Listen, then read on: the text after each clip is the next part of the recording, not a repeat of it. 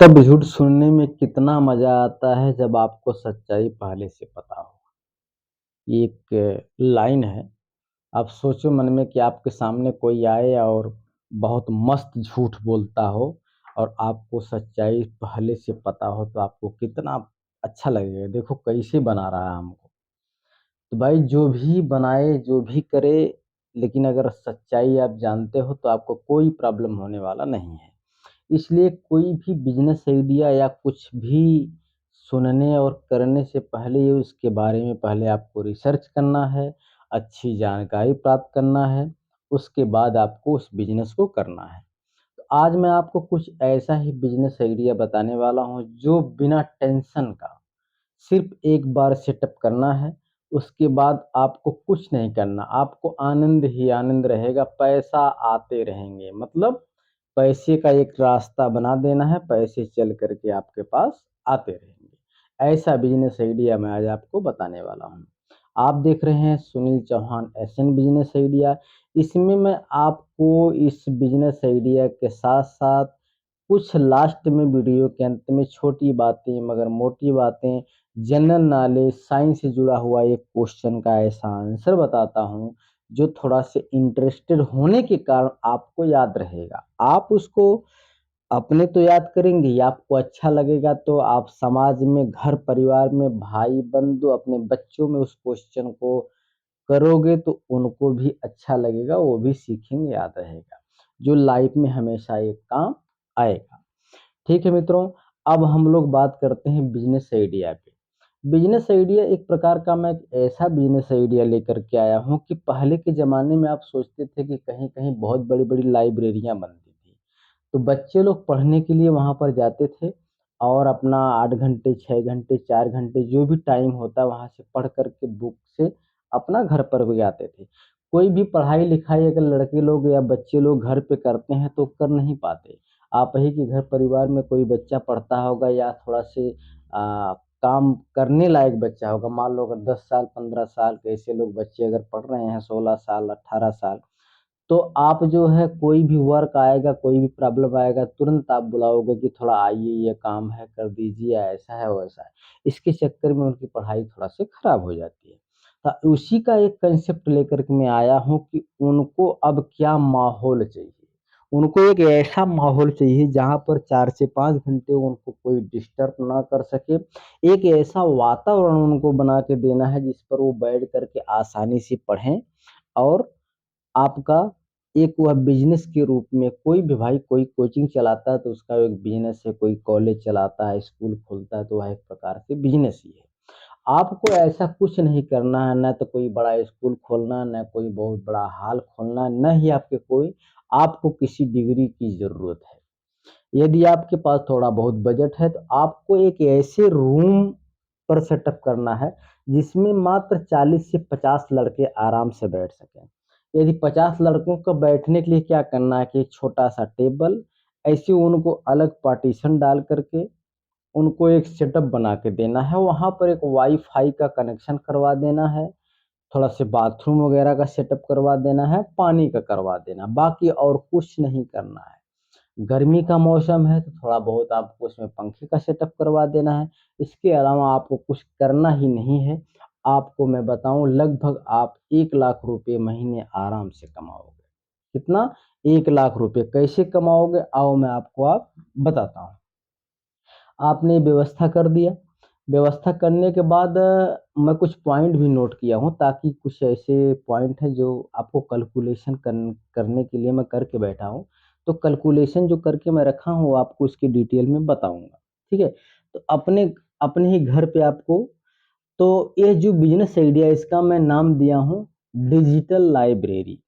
पहले जो लाइब्रेरियाँ थी उसमें पुस्तक वगैरह रखी जाती थी, अब डिजिटल हो गया है मतलब इसमें पुस्तक नहीं रहेगी बाकी सब कुछ रहेगा, ठीक? तो पहले बुक रहता था ये तो मैं आपको बता ही दिया, ठीक है?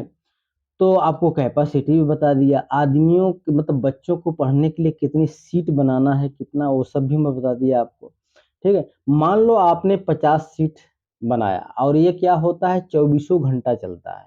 ये जो अब डिजिटल लाइब्रेरी होती है चौबीसों घंटा चलती है। 24 घंटा कहने का तात्पर्य मेरा ये है कि अगर 24 घंटा में आप उसको जो है 4 शिफ्ट में बाँटो।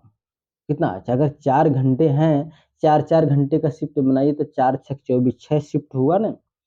तो 6 शिफ्ट हुआ, 1 शिफ्ट में 50 बच्चे, ठीक है? 1 शिफ्ट में 50 बच्चे और आपको 6 शिफ्ट बनाना है उसमें। 6 शिफ्ट बनाने के लिए अगर मान लो एक शिफ्ट में 50 लड़के हैं, आप मिनिमम चार्ज आप पकड़ते हो ₹500 उनका महीने का। कितना? ₹500 महीने का। तो 50 लड़कों का 5 25 मतलब कि ₹25,000 इकाई, दहाई, सैकड़ा, हज़ार, ₹25,000 आपको जो है एक शिफ्ट से आएगा। 6 शिफ्ट का मतलब हो गया ₹15,000।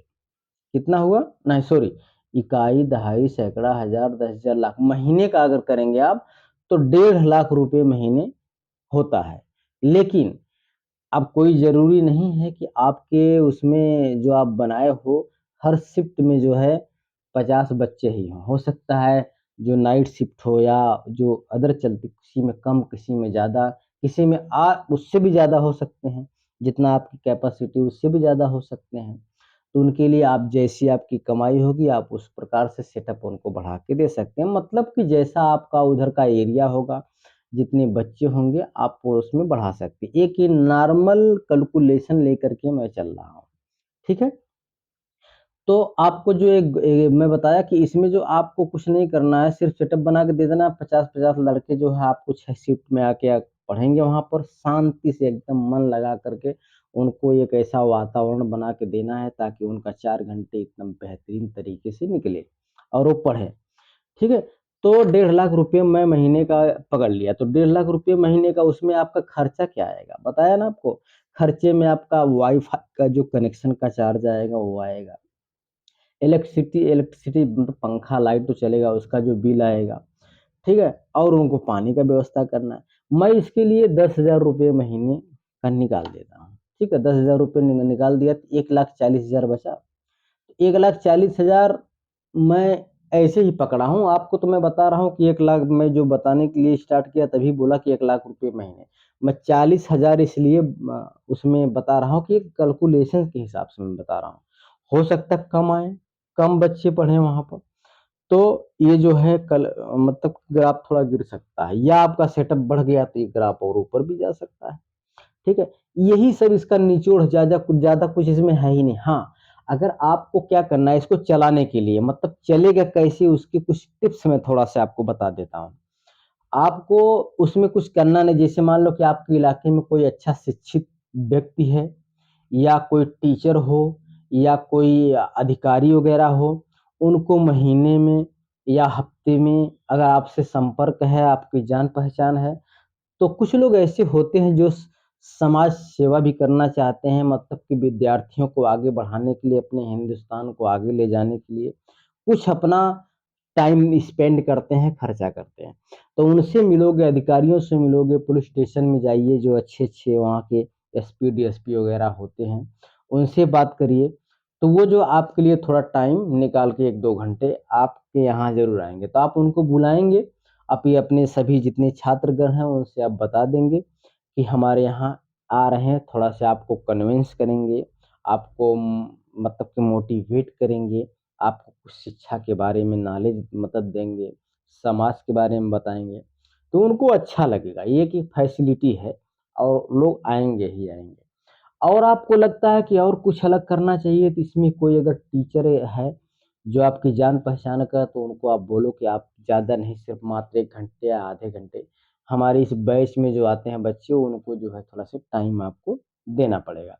तो जो उनका क्वेश्चन आंसर वगैरह जो फँसता है तो रुक करके वो लोग थोड़ा-सा जो है उनसे समझेंगे और उनको उनका प्रोत्साहित होंगे और अपने मतलब जहाँ फँसते होंगे पढ़ने-लिखने में उनको उनका मतलब मैटर सॉल्व हो जाएगा। इससे पता चलेगा भाई ऐसी व्यवस्था भी वहाँ इसके लिए आपको एक्स्ट्रा चार्ज भी लेना है तो ले सकते हो, कोई दिक्कत नहीं, क्योंकि पढ़ने वाले के लिए कुछ कोई दिक्कत नहीं। हमेशा आदमी सोचता है उनके बच्चों के जो है गार्जियन सोचते हैं कि अच्छी पढ़ाई-लिखाई हमारे लड़के की हो, इसलिए 2-4 ₹10 एक्स्ट्रा खर्चा करने में उनको कोई आपत्ति नहीं होगी। आप जो उस टीचर को जो है कुछ मंथली जो पेमेंट होगा वो भी आप कर देना।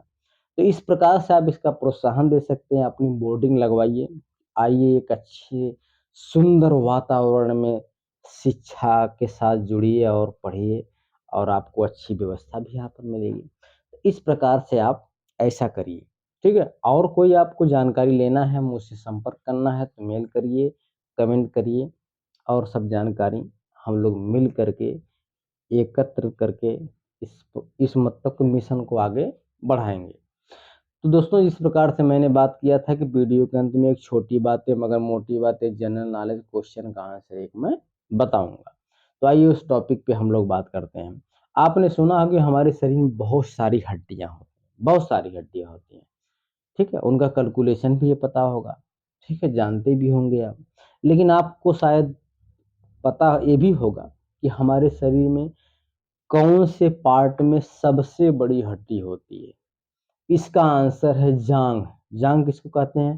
पैर अपना होता है, कमर के नीचे वाला जो भाग होता है ठेहुनी से ऊपर का होता है, उसको जांघ बोला जाता है।